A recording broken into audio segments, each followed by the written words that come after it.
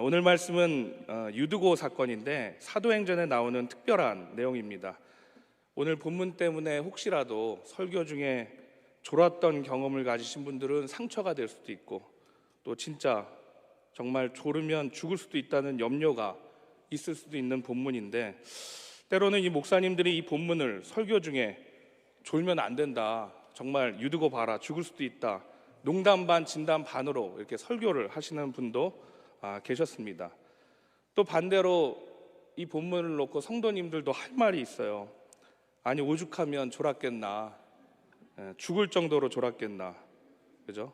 그래서 졸리는 설교를 하는 것은 죄악이다라고 이제 반대로 좀 인용하기도 했던 본문입니다. 그러나 이 유드고 사건은 죽은 유드고를 살리면서 설교 중에 졸면 죽을 수도 있다, 졸리도록 설교하는 것은 죄다, 이런 내용의 메시지는 아니겠죠. 오늘 이 사도행전에 하나님의 말씀이 임했던 그 귀한 사건들을 저와 여러분들이 나누면서 다시 한번 내 마음속에 말씀에 대한 열정과 또 은혜를 사모하면서 또 하나님의 귀한 말씀이 우리에게 전해져서 그 가운데 기쁨과 위로가 저와 여러분들에게 있기를 간절히 바라고 기도하겠습니다. 아멘. 사도 바울이 3차 전도 여행 중에 에베소에서 3년간의 이제 복음을 전하다가 이제는 예루살렘으로 좀 가야 되겠다고 생각을 하고 마게도니아를 거쳐가면서 오늘 이 성경의 본문인 드로아에 잠깐 머물게 됩니다.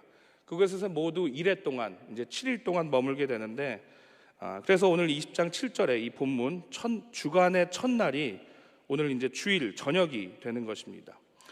바울이 이제 오늘 이 성도들과 예배 후에 말씀을 다 전하고 나면 이튿날 내일 떠나게 되는 그런 장면입니다. 그렇잖아도 이 사도 바울은 복음에 대한 열정이 아주 가득한 뜨거운 그러한 사도였습니다. 그러니까 얼마나 이 드로아 성도들에게 일주일 동안 복음을 전하고 내일 떠나야 되니까 할 이야기가 얼마나 많이 있겠어요. 저는 이 사도 바울의 마음이 너무 이해가 되는 거예요.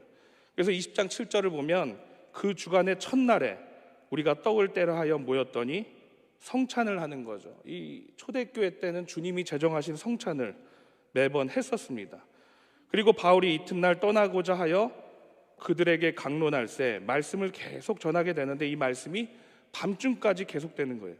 그러니까 길게 말씀을 전하는 그 중에 그때 큰 사고가 나게 됩니다. 그래서 20장 9절을 한번 함께 보면서 읽도록 하겠습니다. 함께 읽겠습니다. 유드고라는 청년이 창에 걸터 앉아 있다가 깊이 졸더니 바울이 강론하기를 더 오래 하매 졸음을 이기지 못하여 3층에서 떨어지거늘 일으켜보니 죽었는지라. 사고가 나자마자 급히 내려가 보니까 유드고가 창터에 걸터 앉아서 말씀을 듣고 있다가 졸다가 떨어져 죽은 거예요. 혹자는 성서학자 중에 실제로 죽은 것이 아닌가 이렇게 이야기하는 강해 설교자도 있는데, 이 사도행전을 기록한 사람이 누구죠? 누가 사도행전을 기록했죠? 누가 기록했습니다. 근데 누가는 뭐 하는 사람이었냐면 의사였습니다. 의사. 그러니까 생물학적으로 죽은 것을 문학적으로 표현하거나 그러지 않았겠죠. 아주 세세하게 기록했던 그 성서 기사가 이 누가였습니다. 그러니까 실제로 죽은 것이 맞아요. 사도 바울이 내려가서 이 유드고의 몸을 끌어안고 기도하기 시작합니다. 그리고 하나님이 그를 살려주시게 돼요. 그러면서 사도 바울이 이야기하기를 10절 후반부에 떠들지 마라, 생명이 그에게 있다. 그리고 유드고가 살아나게 된 줄로 믿습니다. 아멘. 그리고 다시 한번 어떻게 되냐면 3층 다락방에 다시 올라가서 이제 예배를 마치게 돼요. 그러면 왜 이 사건을 사도행전에 기록했는가? 왜 사도행전의 기자 누가가 이 내용을 기록을 했을까? 사도행전 당시에 이 말씀의 은혜가 얼마나 컸는가를 보여주는 사건입니다. 그러니까 이 초대교회가 세워지면서 그 예배 공동체를 중심으로 밤이 깊도록 전하고 싶은 하나님의 복음에 대한 말씀이 있었다라는 거예요. 또 반대로 그 말씀을 듣는 성도들은 은혜와 사모하는 마음으로 그 말씀을 붙잡고 밤새 들었던 성도들이 있었다는 거예요. 그러니까 기도와 찬양과 이 말씀이 끊이지 않았던 초대교회 때를 아주 상세하게 기록하고 있는 거죠. 당시 이 복음 사역을 위해서 사도 바울과 함께 많은 사람들이 같이 했는데 20장 4절에서도 보면 아시아까지 함께 가는 베레아 사람 브로의 아들 소바도도 있고 데살로니가 사람 아리스다고와 세군도도 있고, 더베 사람 가이오와 디모데와 아시아 사람 두기고와 드로비모라. 이 외에도 많은 사람들이 있었겠죠. 이 사람들이 이 복음을 전하는데 자신들의 남은 인생을 건 거죠. 그러니까 얼마나 이 하나님의 말씀이 좋고 복음을 전하는 일이 중요하다 생각되어졌으면 그러했을까 생각이 됩니다. 우리도 이제 성지 순례를 가게 되면 바울이 사역했던 복음을 전했던 유럽의 많은 곳들을 돌아보고, 그리고 안타까운 소식이지만 이제는 뭐 언제 갈 수 있을지 모르겠어요. 이스라엘과 팔레스타인 전쟁이 나서 우리가 함께 기도해야 되는데, 어쨌든 그 이스라엘의 성지 순례를 따라 예수님들의 행적을 쫓아 말씀을 따라 성지 순례를 떠나게 되면, 가보신 분은 알겠지만 뭐 2만 보 이상은 그냥 걸어야 됩니다. 18,000보, 2만 보씩. 그래서 그 말씀을 따라 순례하는 그 여정들이 사실은 너무너무 좋지만, 열흘이 지나고 보름이 지나고 막 20일 정도 성지 순례를 간다고 치면요, 너무 힘들어서 녹초가 되고 피곤해서 못 따라다닙니다. 그런데 이 복음을 전하는 사람들은 3개월, 6개월, 많게는 몇 년을 바울과 함께 말씀을 쫓아서 이 복음을 전하는 일에 헌신을 다하고 동행했다라는 것입니다. 이게 참 귀한 일이죠. 20장 11절을 한번 함께 읽어보겠습니다. 20장 11절 함께 읽겠습니다. 올라가 떡을 떼어 먹고 오랫동안 본 날이 새기까지 이야기하고 떠나니라. 아멘. 이걸 읽으면요, 참 대단하다는 생각이 드는 게, 유두고가 창틀에서 죽었던 사건입니다. 물론 다행히 하나님께서 살려주셔서 살아나긴 하지만, 살아난 이후에도 어떠냐면 이 예배를 계속 이어나가요. 그러니까 이게 유두고 사건의 핵심인데, 사실 예배를 드리다가 어떤 사고가 일어나게 되고 그 사건 이후에는 그 예배가 중심이 아니라 그 사건 중심으로 흘러가는 게 맞죠. 그러니까 우리도 예배 중에 물론 뭐 이런 표현이 죄송하지만 누가 갑자기 위층에서 떨어졌다고 생각을 해보세요. 다치고. 그러면 예배 마치고 뭐 예배 중간에 막 멈추고 우왕좌왕하고, 그죠? 예배 끝나고 뭐 병원 가고 뭐 정신이 없겠죠. 근데 지금 이들은 어떻게 됐냐면, 유두고가 떨어져 죽었는데 살아났어요, 다행히. 근데 그러면 다 돌아가야 되는 게 맞는데, 갑자기 3층에 갑자기 다락방에 다시 올라가더니 떡을 떼어 먹고 성찬 예배를 다 마치고 예배를 다 마쳐요. 그리고 이제 집에 돌아가나요? 이 말씀을 잘 보면 돌아가지 않습니다. 오랫동안 곧 날이 새기까지 이야기하고 떠나니라 그래요. 그러면 좀 정신 나간 거 아니에요?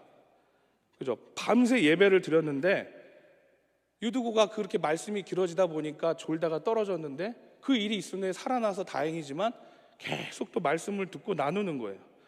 그러니까 아직도 더 듣고 싶어하는, 하고 싶은 이야기들, 그 말씀들이 있더라는 거죠. 그러니까 여러분들은 이 사건을 들으시면서 이게 믿어지십니까? 부흥이 일어나면 심령에 변화가 있다라고 하는데, 어떤 권사님께 제가 들은 고백이 있는데, 본인은 그 목사님들 설교를 들으면, 교회 목사님 설교를 들으면 너무 은혜가 되고 끝날 때가 되면 조바심이 난다는 거예요. 막 고통스럽다는 거예요. 왜 그러세요? 그랬더니 이 말씀이 지금 마치면 안 되는데 더 말씀을 듣고 싶어서 힘드시다는 고백을 제가 간접적으로 들은 적이 있습니다. 이게 말도 안 되는 일 같지만 실제로 그런 고백을 하시더라고요. 여러분, 그 연속극 있잖아요. 드라마 주말 연속극. 그게 막 끝날 때가 되면 재밌게 보다 보면 막 마음이 초조할 때가 있지 않으세요? 막 10분 정도 남았는데 끝나면 안 되는데 분명히 지금 클라이막스예요. 그래서 얘랑 쟤랑 어떤 관계고 이게 밝혀지고, 이게 원수가 누구고 누구 때문에 지금 이러고 있는지를 알아야 되는데, 이게 막 딱 그렇게 밝혀지는 시점에 내가 막 이러면서 흥분해서 얘기하려고 하는데 어때요? 드라마가 거기서 끝나는 거예요. 그러면 작가가 왜 드라마를 여기서 끝내갖고 써갖고 내일을 기다리게 하고, 그러니까 기다리다 못해 어떻게 해요? 아는 권사님, 집사님한테 전화해서 너 이거 봤냐? 나는 이렇게 생각하는데 어떻게 생각하느냐고 묻기도 하고, 그죠? 나는 이럴 것 같다라고. 이게 한바탕 난리를 치고 해야 마치는 경험이 저는 있는데 여러분들은 없으신 것 같아요, 성도님들은. 근데 이 이야기를 우리 하나님 말씀 예배에 적용해 본다면 내 마음이 하나님의 말씀을 들을 때 그 마음이 간절해질 때 내 심령에 부흥이 올 때라는 이야기를 들은 적이 있는데, 예전에 저도 부흥회 어렸을 적에 참석해 보면 사실 3시간 뭐 찬양하고 시작하고 부흥회 마치는 시간 되면 뭐 3, 4시간은 기본이었습니다. 5시간도 어디 시골에서 가서 한 적이 있어요. 야, 이거 언제 끝나나 그러고. 한국 교회사의 부흥회 역사를 보면 뭐 이영도 목사님 때라든지 기라성 같은 부흥사의 설교를 들었고 많은 성도들이 모였을 때는 10시간 가까이도 했다는 그런 기록도 있습니다.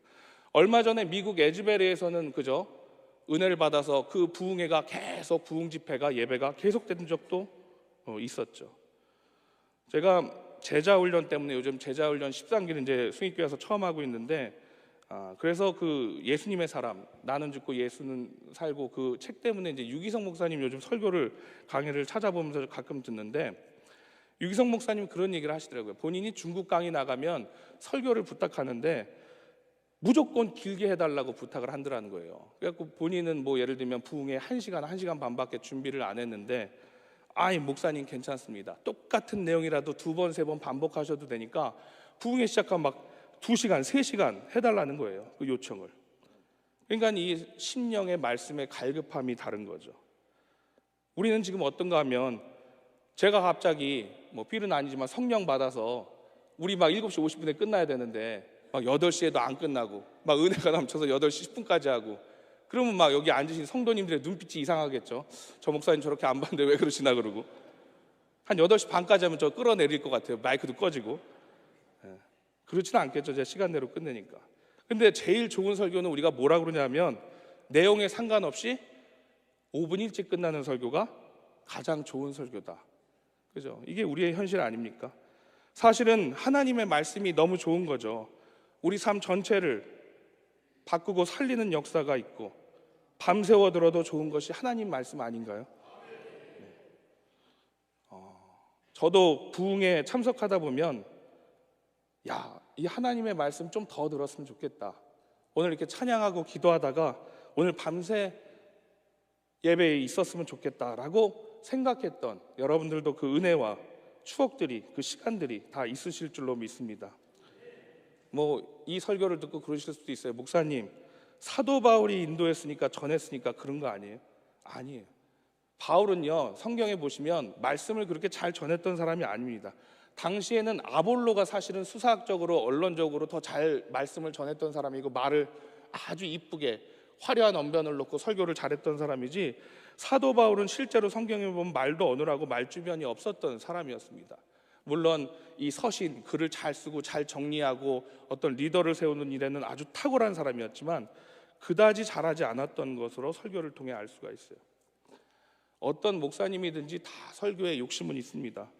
때로는 재밌고 웃기게 하고 싶기도 하고, 어떤 목회자나 다 유혹이 있는 거는 마찬가지인 것 같아요. 저도 개척교회 할 때 한 명의 성도가 귀했기 때문에 이렇게 뒤에 오면 누가 오는지 다 알거든요. 그래서 고민했던 적들이 있어요. 개척교회 목사님들이랑 좋은 설교를 여기 호주머니에 이렇게 넣었다가 설교를 그대로 하다가 어떤 성도가 새신자가 오면 이 설교를 끄집어내서 제가 생각했던 그동안 모아놨던 어떤 필살기 같은 설교를 해야 되나, 이런 걸 가지고 의논한 적도 있을 정도로 그렇게 말씀에 진심이었던 적이 있습니다. 저희 아내는 설교할 때 가족 얘기하지 말라 그랬는데 유머 이런 거 하지 말라고 절대. 근데 이제 올라와 보면 다 이렇게 좀 재밌는 얘기를 하고 싶은 그러할 때가 있어요. 근데 생각해 보면 저는 하나님의 메신저고, 그죠? 하나님이 원하시는 이 성경을, 텍스트를 하나님의 뜻대로 잘 전하는 것이, 정확하게 이 말씀을 잘 전달하는 것이 무엇보다 중요한 줄로 믿습니다. 아멘. 제가 이 하나님의 말씀을 정확히 전달하고 증거하면 나머지는 하나님께서 역사하여 주실 줄로 믿습니다. 아멘. 그게 중요한 거겠죠. 우리가 맛으로 음식을 먹기 시작하면 맛있어서 좋죠, 물론. 근데 건강을 해칠 수가 있죠. 맛을 내게 하기 위해서는 어떤 영양의 문제나 그저 고려하지 않고, 식당 같은 데서 먹어보면 맛있긴 하지만 뭐 미원이나 그죠, 다시다를 쓸 때가 많이 있잖아요. 라면 같은 것도 참 맛있고. 근데 집에서는 어때요? 어머니가 맛도 생각하지만 영양도 참 고려하지 않겠어요? 군대 간 아들이 갔다 온다면, 뭐 멀리 타지에 있던 딸들이 돌아온다면 어때요? 좋은 집밥, 정말 갓 지은 쌀밥을 솔솔 이렇게 지어갖고 밥을 이쁘게 퍼갖고, 그죠? 막 간장게장 이런 거 막 알 있는 거를 착 썰어갖고 갈비 이런 걸 해갖고 주고 싶은 마음이 어머니의 마음 아니에요? 그런 심정으로 이 말씀을 전하는 거죠. 그러니까 설교도 재밌게 하면 더 잘 듣는 은혜도 있지만 성경에 있는 귀한 말씀을 온전히 전하는 것이 제일 중요하죠. 아멘. 그래서 저도 사실은 이 말씀을 전할 때 정확히 그 말씀만을 온전히 전달하면 하나님께서 나머지는 알아서 은혜 주시고 또 아멘. 함께 축복해 주실 줄로 믿습니다. 아멘. 오늘 이 말씀을 보면 바울이 생각해 봤어요. 재밌었으면 유두고가 떨어져 죽었을까? 오죽 졸렸으면 죽었을까? 이렇게 생각되기도 하지만 사실 바울은 이 드로아 성도들에게 일주일밖에 시간이 없었기 때문에 최선을 다해서 이 유익이 되는 말씀을 전했습니다. 그리고 이 말씀이 결국 심령들을 살리게 되는데, 이 유두고라는 이름은 행운, 운 좋은 이런 뜻이 있습니다.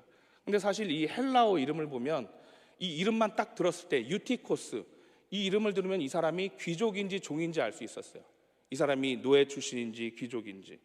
뭐 브리스길라는 귀족 집안의 여인이었죠.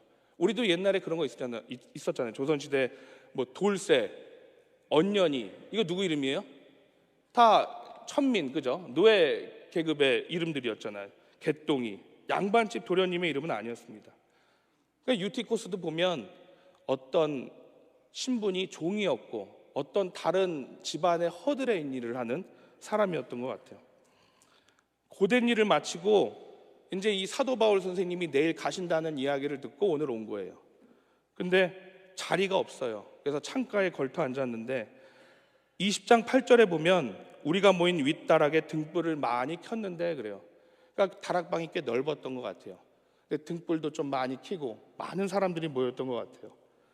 근데 창틀에 이렇게 걸터 앉아 있으니까 옛날에 그 촛불 켜면 연기가 많이 나잖아요. 그럼 그 연기가 다 어디로 나갔겠어요? 창으로 나가죠. 그러니까 그 공기를 쐬고 그러니까 당연히 졸았겠죠. 그래서 육신의 피로를 이기지 못하고 떨어져 죽게 됩니다. 근데 이 떨어지다란 말이 당시 헬라어로 핍토라는 뜻인데, 피프토라는 뜻인데 이게 파멸하다, 붕괴하다라는 뜻이 있어요.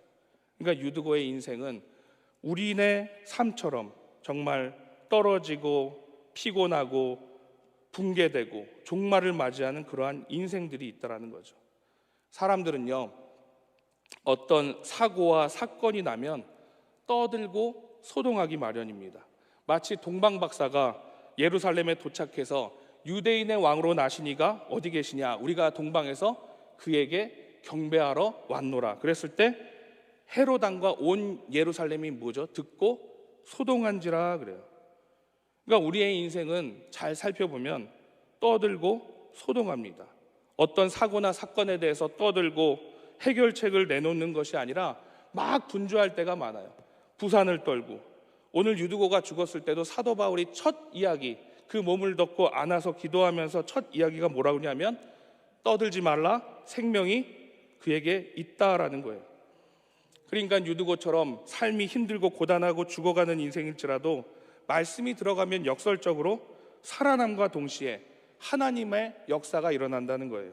아멘. 우리가 정말 이 하나님의 말씀의 성경에 집중해보고 하나님의 말씀 텍스트에만 지키면서 행해보자는 거죠. 우리가 일주일에 주일날 이 예배당에 와서 얼마나 예배를 드립니까? 1시간, 2시간? 그죠? 이 시간을 하나님 앞에 온전히 드려보자는 거죠. 오늘 이 말씀을 보면서 바라기는, 저도 이제 106주년 창립성회, 부흥성회가 있죠. 우리가 이 기간 동안 열심으로 준비해서 정말 하나님의 말씀에만 집중하고 푹 빠져서 온전한 하나님을 만나는 역사가 있게 되기를 간절히 소원합니다. 아멘. 이제 이러면 끝내야 되는데 좀 더 할게요. 보통 우리가 학위를 축원합니다 그러면 이제 막 1부는 안 그런데 4부 정도 되면 이제 가방 싸고 밥 먹으러 가야 되니까, 그죠? 가방 싸고 약속도 있고 그러고 축원합니다 그러면 막 준비를 하는데 목사님이 4번째 그러면 또 갑자기 실망을 하죠. 보통 3번 하면 끝나는데, 그죠? 여리고성을 누가 무너뜨렸죠? 그랬더니 누가 무너뜨렸지? 그러니까 아무도 대답을 안 하는 거예요. 성원아, 여리고성 누가 무너뜨렸지? 그랬더니 제가 안 무너뜨렸는데요 그러는 거죠. 그랬더니 또 옆에 있는 재성아, 너 여리고성 누가 무너뜨렸어? 그랬더니 아니 성원이도 안 했고 저도 안 했어요. 성원이는 그럴 애가 아니에요. 그랬다는 거죠. 그래서 이제 장로님한테 가서 이제 부장님한테 가서 아니 제가 이런 일이 있었는데 제가 이래서 설교를 하다가 여리고성을 누가 무너뜨렸냐고 했더니 이런 일이 있었습니다. 했더니 전도사님이 오신 지 얼마 안 돼서 그런 것 같은데 그렇게 우리 아이들이 장난치면서 그 성을 무너뜨릴 정도로 그렇게 막하지 않습니다. 그랬다는 거죠. 예. 저희 아내 이제 이런 거 하지 말라 그랬어요. 예. 이런 거 하지 말라 그랬는데 예. 이스라엘 백성들이 여리고성을 이렇게 도는데 모두 13바퀴를 돌아요. 하루에 한 바퀴씩. 마지막 날은 7바퀴를 돌아요. 근데 이 마지막 바퀴 때 제사장들이 양강나팔을 준비해서 불고 백성들은 그 신호에 맞춰서 7째 날에 7 마지막 바퀴를 돌면서 큰 소리를 외쳐 부를 때 성벽이 무너질 것이다 라고 하나님이 여호수아를 통해서 이스라엘 백성들에게 약속하시죠. 근데 한번 상상을 해보세요. 이 여리고 사람들의 입장에서는 굉장히 우스운 얘기예요. 40년 동안을 이 광야를 떠돌다가 웬 거지 같은 것들이 홈리스죠. 그 거적대기 같은 걸 입고 맨날 무슨 이상한 괴짝을 앞에다 세우고 이렇게 여리고성을 막 돌아다니는 거예요. 그러니까 이게 전쟁을 하자는 건지 쟤네들은 무슨 생각으로 매일매일 하자는 건지 괴짝을 메고 한마디를 안 하고 그것을 도는 거예요. 그때 당시에 여호수아가 명령했거든요. 뭐라고 하냐면 너희 입에서 아무 말도 내지 말라 그래요. 신호에 맞춰서 나중에 하지만 지금 돌 때까지는 아무 말도 내지 말라 그래요. 왜 이스라엘 백성들이 하고 싶은 말이 없었겠어요? 저마다 그 명령에 대해서 굳센 믿음을 가지고 아멘 하면서 그걸 함구했을까요? 아니잖아요. 그 이스라엘 백성들이 어떤 이스라엘 백성들이에요? 모세가 뭘 하자고 하면 홍해의 바다를 가르고 구름기둥과 불기둥으로 하고 메추라기와 만나를 통해서 하나님의 역사를 경험했던 그 이스라엘 백성들이 툭 하면 돌멩이 던지고 방귀 들고, 그러니까 이 여리고성 돌 때도 아무 말 없이 거적대기 있고 여리고성 돌래니까 이 전쟁을 하는 것도 아니고 이게 뭐냐고 별별 욕지거리가 다 나왔는데 했을까요? 안 했을까요? 안 했습니다. 그러니까 정말 은혜로운 것, 기특한 것은 이 이스라엘 백성들이 보면 하나님 입장에서 하나님을 이제는 경험한 이 2세들이 그 말씀에 집중하기 시작한 거예요. 그러니까 똘똘 뭉쳐서 그 입은 다물고 하나님의 신호, 하나님의 음성, 그 여호와의 그 행군 소리에 다 귀를 기울이기 시작합니다. 그래서 하나님의 말씀에 어때요? 초집중을 하는 거예요. 이게 하나님이 현실이 되는 사건이 된 줄로 믿습니다. 그러니까 이 말씀이 우리의 삶을 지배하고 우리의 심령 깊숙한 곳을 지배하게 될 때 비로소 하나님이 우리의 현실이 되는 줄로 믿습니다. 아멘. 사도 바울이 유두고의 죽음의 그 위에 몸을 엎드리고 뭐라고 하냐면 떠들지 마라, 생명이 그에게 있다라고 하죠. 20장 11절 말씀을 다시 한 번 더 읽어보겠습니다. 함께 읽겠습니다.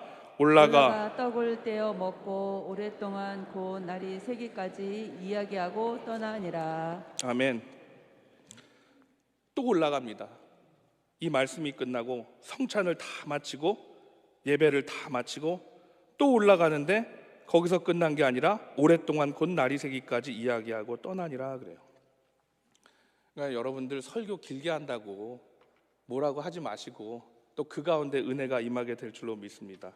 아멘. 물론 정말 좋은 설교가 긴 설교는 아니지만 지금 이 시점에서 바울이 이 드로아 성도들에게 한 말씀이라고도 이 강론을 밤중까지 계속하고 또 바울이 강론하기를 더 오래 하고 또 끝까지 하는 이유는 여러분들이 이제는 잘 아시잖아요.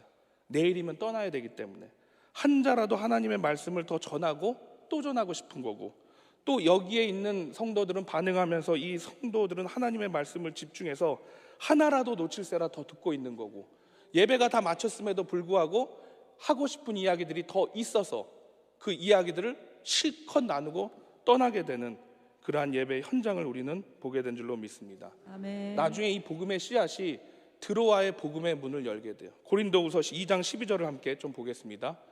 함께 읽겠습니다. 내가 그리스도의 복음을 위하여 드로아의 이름에 주 안에서 문이 내게 열렸으되. 아멘. 일주일 동안 혼신의 힘을 다했던 그 사도 바울의 복음의 그 열정을 짜는 그 은혜의 말씀이 결국 열매를 맺고 복음의 문을 열어놓게 됐습니다.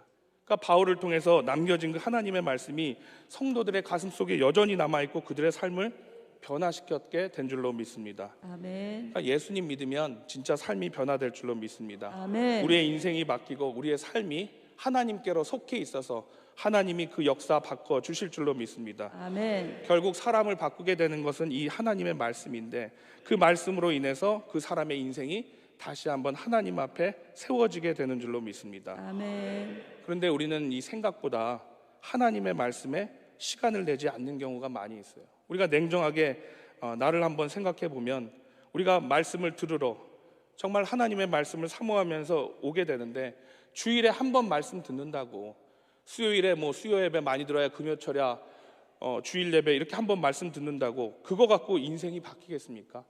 일주일에 2-3시간 들어서 인생 바뀐다면 전 사돈의 8종까지 다 데리고 올 거예요. 근데 하나님의 말씀을 사모하며 듣는다는 게 그렇게 쉽지 않다라는 얘기를 반론 역설적으로 제가 드리는 거예요. 그러니까 말씀을 읽고 묵상하고 곱씹고 되씹고 다시 꺼내 읽고 그 말씀을 계속 이어나가면서 하나님을 만나게 되는 거죠. 이스라엘 백성들에게 그 역사하셨던 하나님이 오늘 나에게 어떻게 말씀하고 계시고 역사하시는가를 바라보는 거죠. 그러면서 내가 조금씩 변화되는 거 아니에요? 아울러 자생적인 신앙의 어떤 성장이 이루어지기를 간절히 바라고 기도합니다. 아멘. 저는 바라기는 말씀을 통해서 변화되는 여러분들이 혼자 이 말씀을 읽어나가고 또 20년 30년 말씀을 묵상하고 곱씹으며 되새겨지면서 정말 성숙되어지는 귀한 믿음의 단계에 여러분들이 올라서기를 간절히 바라고 축원합니다. 아멘. 그러면 이렇게 얘기하실 수도 있어요. 목사님, 그러면 목사님들이 왜 필요합니까? 그러실 수도 있어요. 저는 그래요. 없으면 어떻습니까? 여러분들의 인생이 힘들고 어려울 때마다 그러면 목사님들을 찾아와서 이 목사님들은 구약의 이 말씀을 잘 전하니까 이 말씀을 찾아가고, 이 목사님은 신약의 말씀을 잘 전하고, 이 목사님은 예언의 은사가 있으니까 이 목사님을 찾아가고, 이 목사님은 신유의 은사가 있으니까 회복의 단계를 거치기 위해서 기도받고 말씀을 찾아가고. 그러면 그럴 때마다 어렵고 힘들고 어려운 삶의 장벽을 만날 때마다 그렇게 가셔서 기도받고 계속 말씀을 들으실 거예요? 이게 힘들 때마다 매번 그게 될까요? 저는 여러분들이 말씀을 통해서 여러분들의 안에 있는 그 하나님을 깨우고 그분을 만나시는 역사가 있게 되기를 간절히 바라고 기도합니다. 아멘. 우리가 아프리카나 거대한 그 국립공원들에 보면 상처 입고 어미를 잃은 새끼들을 이렇게 보듬고 키우잖아요. 그러다 다시 이 야생에 보내게 되는데, 그때마다 뭘 하냐면 생존 훈련을 하잖아요. 먹이만 주다가 어렸을 때는 나중에 3개월 정도, 6개월 정도 그 다시 야생 국립공원에 보내서 먹이를 잡게 하고, 그죠? 야생에 철저하게 훈련을 시킨 다음에 그것이 적응됐다고 싶으면 다시 자신이 살던 그러한 국립공원으로 보내게 되는 걸 보게 됩니다. 사육사가 준 먹이에 길들여져서는 그 야생에 가서 자기 혼자 먹이를 잡을 수가 없어요. 마치 말씀의 은혜를 경험하지 못하고 그냥 주어진 말씀 그냥 그대로 길들여져 살 때가 많이 있다는 거죠. 그건 사육되어진 어떤 만들어진 믿음이지 나의 신앙생활, 내가 만난 하나님의 경험이 아니잖아요. 오늘 유드고의 사건을 통해서 우리를 돌아보면서 우리의 심령이 말씀 안에 다시 태어나고 또 새로운 말씀의 은혜를 맛보는 저와 여러분들이 되시기를 간절히 바라고 기도합니다. 아멘. 한 가지 더 말씀드리면 10월 22일부터 25일까지 뭐가 있죠? 창립 106주년 부흥성회가 있습니다. 그때 귀한 말씀이 우리 가운데 선포될 줄로 믿습니다. 모두 7번의 집회가 있는데 여러분들이 일주일 동안 잘 준비하셔서 정말 그 말씀을 사모하는 마음으로 본문이 미리 나오면 그 본문도 읽어보고, 그래서 여러분들이 말씀을 잘 준비해서 그 말씀을 통해서 오늘 나에게 주시는 하나님의 생생한 그 말씀의 증거와 현장을 경험하고 그 말씀을 받아서 하나님의 말씀을 만나는 그러한 귀한 역사가 저와 여러분들에게 있게 되기를 간절히 바라고 기도하겠습니다. 아멘. 함께 기도하겠습니다. 하나님, 오늘도 예배 자리에 불러주시니 감사를 드립니다. 주님이 주신 선물, 나의 사랑하는 책, 오늘도 이 귀한 말씀을 붙들고 살아가는 줄로 믿습니다. 생명의 말씀, 내 마음에 감동과 평안과 위로를 더하여 주시고 이 말씀을 통해 참된 기쁨도 맛보게 하시니 감사를 드립니다. 이 말씀에 큰 은혜가 있도록 주여 인도하여 주시옵소서. 이제 10월 22일부터 있을 106주년 창립부흥성회를 통해서 그 시간이 우리의 심령이 말씀으로 인해 참된 행복을 얻게 하여 주시고 회복을 넘어 믿음 안에 은혜 받고 승리하는 모든 인생의 주역들이 되도록 주여 변화시켜 주시옵소서. 모든 말씀 예수님의 이름으로 간절히 축원하며 기도하옵나이다. 아멘.